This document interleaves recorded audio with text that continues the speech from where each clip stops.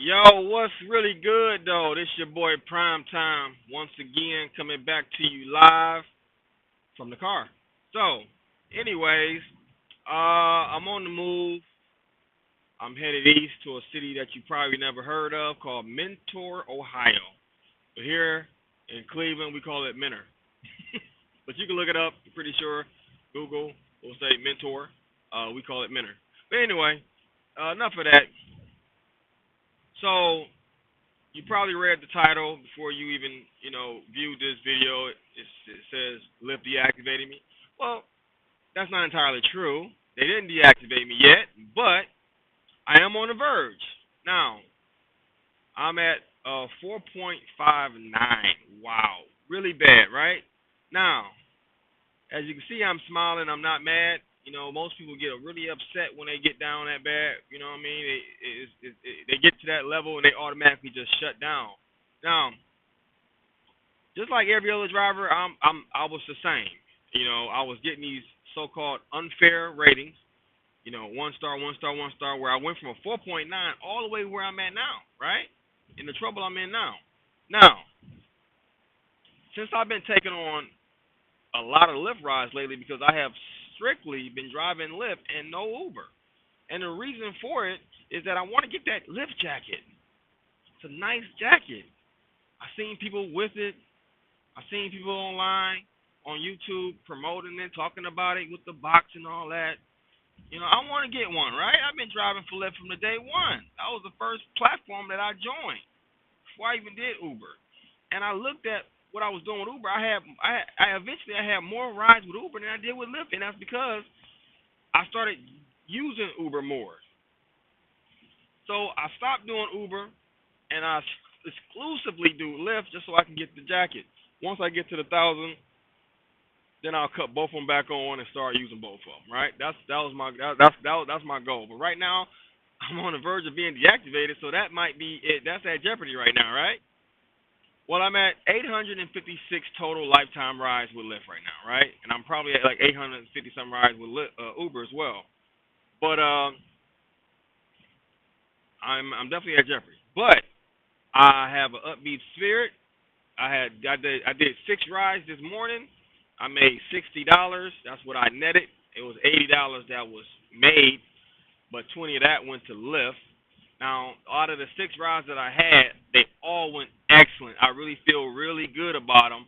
That where my rating can go up at some point. Now, the good thing about Lyft, I want to make sure people understand how Lyft and Uber works as far as the rating system, right? Number one, with Uber, they calculate that based off 500 rides. So it's a lot harder for you to get your rating back up if you get in the bad situation. It's a lot easier for your rating to go down with 1 stars, because you get 1 star, it go down a whole point like this. But it takes 500 some rides for that baby to go back up. Now with Lyft, it's a lot easier because it's only based calculated off of 100 rides. So you can do 100 rides in within 2 weeks. You know what I mean, and you can get you know what I mean. You can see some difference. You can see some changes in your rating real quick, right? Uh, so that's one of the base things, the basics of how the rating system works. Now I'm at 4.59. Of course, they give you a little bit. They give you some leeway before they deactivate you. I know this because I know people that got deactivated and they were at like 4.4 before they finally just said that's it. You know what I'm saying? So, so I know this because I know people that have been deactivated and I know them personally. Where I know that they're telling me the truth. They show me actual information about it. So I know that a lot of Lyft Uber drivers will tell you anything. They deactivated me because of this, because of something, and that's not even right. They got deactivated. Now, trying to talk over my GPS because I'm going somewhere and I want to make sure I get there. You know what I'm saying? So anyway, so that's basically how that works, right? Now, I feel real good because everything went well. Now, the one reason why I know And let me explain this. I'm like every other driver, every other driver. I blame everything on somebody else, right? It's not my fault. I'm a good driver. Yeah, I'm a good driver, but as a person, I wasn't a good person. Like I wasn't the same driver personality per se. You understand what I'm saying? Like so, basically, what I'm saying is, if you didn't get that, is I wasn't the same driver I was when I first started. When I first started, I wanted to do good. I wanted to be good at what I do. I wanted to, give the best service to the clientele. But, recently I basically, for lack of better terms, I didn't give a fuck anymore. I didn't care. I didn't care enough to do the job correctly. So that's the reason for my shortcomings, right? And I know that now. And of course, I wrote an email to Lyft, and I gave them a bad email. Hey, listen, these people are, blah blah blah blah. And then they write back something like, hey, all you got to do is blah blah blah blah. I know you can do it. They like encouraging me, but I'm like not trying to hear that because what I'm trying to get them to do is just jump me back up to a 4.7 without even having to do any work. Right? That's what I wanted. Well, guess what, people? I know people that have had Lyft do that for them.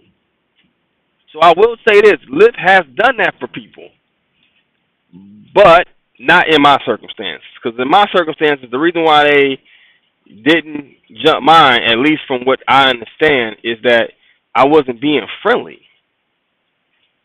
and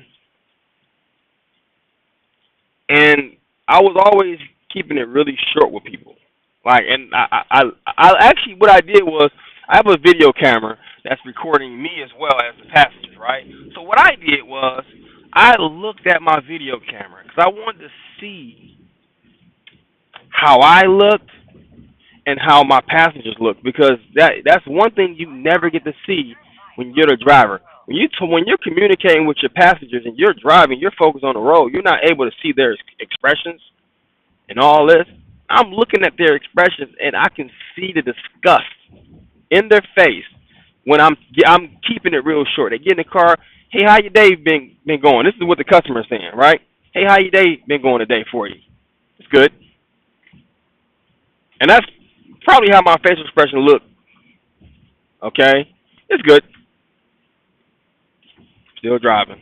So, imagine that. You get in the car with somebody, you're trying to be nice. The passengers is trying to be nice. Well, and I done got on here and I done talked about some bad experiences I had or whatever. Those were one-off situations. Those are not the same. I haven't had a situation like that to even talk about because it's been a while, right? That hasn't been the problem. The problem has been me. So what I had to do was I had to look myself in the mirror. And I had to tell myself, Javon, because that's my real name. You guys call me Prime Time, but I had to look myself in the mirror and I had to say, it's you, brother. You're the issue, not the customer. This is the one time I can honestly say I'm the problem. I've been an asshole. I'm keeping it too short. You ain't got to kiss their ass, but you got to at least act like you care about what you're doing. Don't nobody want to be in a car or anything for that matter, right? With somebody that don't even care. And that's the problem. That's the problem that I had. I did not care anymore. All I cared about was getting money, and I didn't care about what the customer was feeling.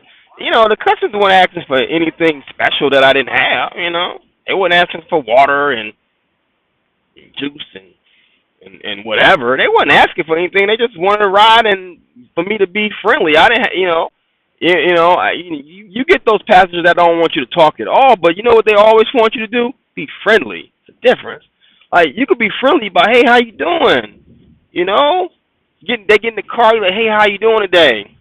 Where we headed to? Blah blah blah. And they don't want to talk that much, so you leave it at that. But you sounded excited from the end on the come in, on the get in when they was first getting in the car. You understand what I'm saying? They felt the energy. But when you like, hey, what's up? Where we going? Or you don't say anything. It was a passenger that said I didn't even greet him. And I was thinking, like, that lying mother Hubbard. She lying. Well, I don't know. Maybe I didn't read it. Maybe I did. I don't know. I can't remember that one. It's a good chance I probably really didn't. I mean, I'm being honest here, and that's what you got to tell yourself when you get into a situation. People, I hope it's somebody right now that's at a 4.6 or something right now, or 4.4, 4.5, something bad like that, and you looking at this and you like, man, let me see what's up. Because if the problem is, listen, let me break it down for you so that, because I'm gonna get out of this and I'm gonna tell you, I'm gonna keep updating this about this, so you guys know that I still drive for Lyft. I'm gonna prove to you that if you get in a situation like this, you can dig yourself back out the hole, especially with Lyft because of the rating system is a lot flexible. It can go down fast, it can go up quick as well. So just keep in mind, it can really go down quick because it's based off, it's calculated off 100 rides, but it can also go rather quickly, quicker than Uber. So you got a chance if you get in a bad situation with Lyft. You really do. So just look at yourself in the mirror. Like, what is the problem? So you got four issues that could happen where they basically grade you on. If they grade you on friendliness, it's simple. Look yourself in the mirror. You're the problem. If everybody's saying the driver wasn't friendly, guess what? You're the problem, man. I had to look myself in the mirror and I had to tell myself the hard truth. It's me, not them. Now, if it's navigation, learn your city. Learn it.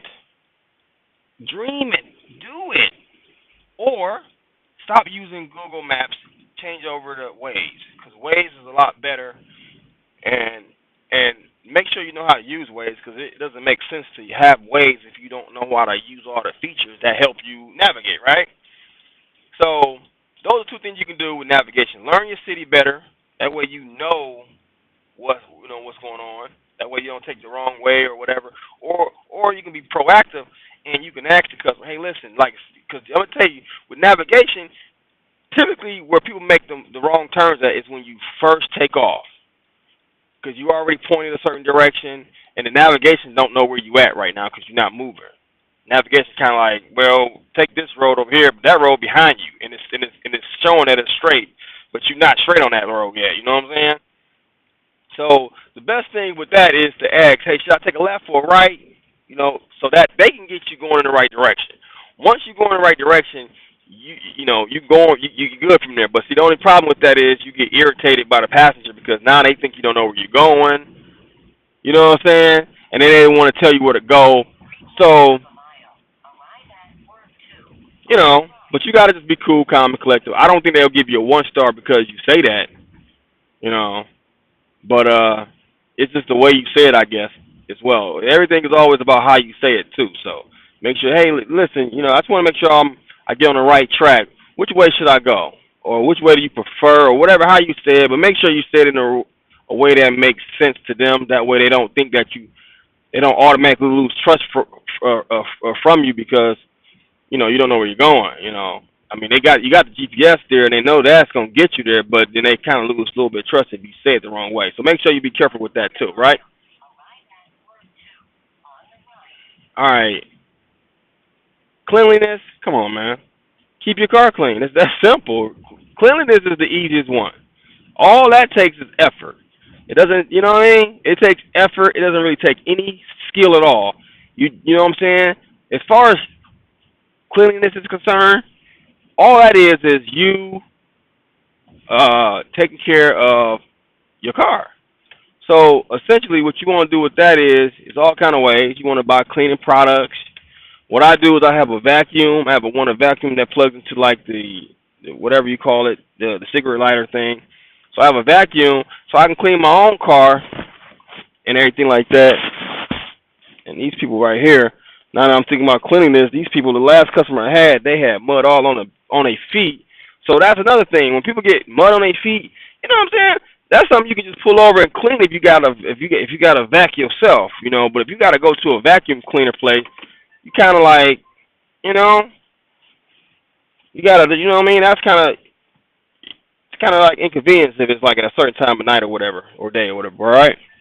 Or you're like doing it, right? It's easier to just get your own vacuum and clean it out real quick, right?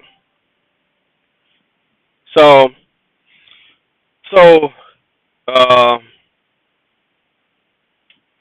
cleanliness. That's one thing right there. And I always forget the other one. Oh, safety. Safety is just you being a good driver. It's just you being a good driver. It's just that simple. You know what I'm saying? So, you really never want to have problems with safety. Uh, it's a lot of keys to safety too. But the safety that the passengers worry about is when you driving on the road, making sure you're driving the right way and whatever, doing like normal stuff, obeying the traffic laws. You know what I'm saying? This, that, and the third. Just try to obey as many laws as possible, really, because I mean you're gonna miss some stuff. You're gonna run some red lights. It's just you drive so much you're gonna do something wrong, but not all passengers catch that. You know what I'm saying? They usually only catch the ones where you almost get hit or you almost hit somebody. That's when they be like, oh my god, one star. So those are the four things that you have to watch out for. But the main one is the one that hurts you the most. I think it's just friendliness because that's just you doing you. And if you can just manage that, you're good. Because, if you're a good driver, you've been driving for years like me. I've been driving for a while. I'm 36 years old. I've been driving since I was 16 years old. You know what I'm saying? Like, I've been driving over 15 years. You know what I'm saying? Like, well, it's been 15 years, actually. I'm sorry. It's been 15 years. I've been driving for 15 years. So I've been driving for a while still. So the fact of the matter is that it's just you doing what you got to do, and you'll be okay. But you got to remember these things. Look yourself in the mirror, people. Stop always blaming Lyft and Uber for your rating. Sometimes you have to look yourself in the face. And sometimes you will get unfair treatment from passengers. But if you getting like a crazy amount of them and they all say the same thing, it's you. I mean, it's hard for somebody to be like, that's like going to court and be like, you got 30 people saying, yeah, he did it, and you're like, I didn't do that, and 30 people said they seen you do it. You know, even if you didn't do it some kind of way, it looks bad. It looks really bad. I mean, let's just be honest with you. If 30 people said they seen you do it, you're probably gonna go. Even if you didn't do it, you're going to jail probably for it because somebody did it. Okay. So that's all I gotta say. If you have any comments about it, please leave comments on it. I just want to know what you guys think about that. Leave comments below.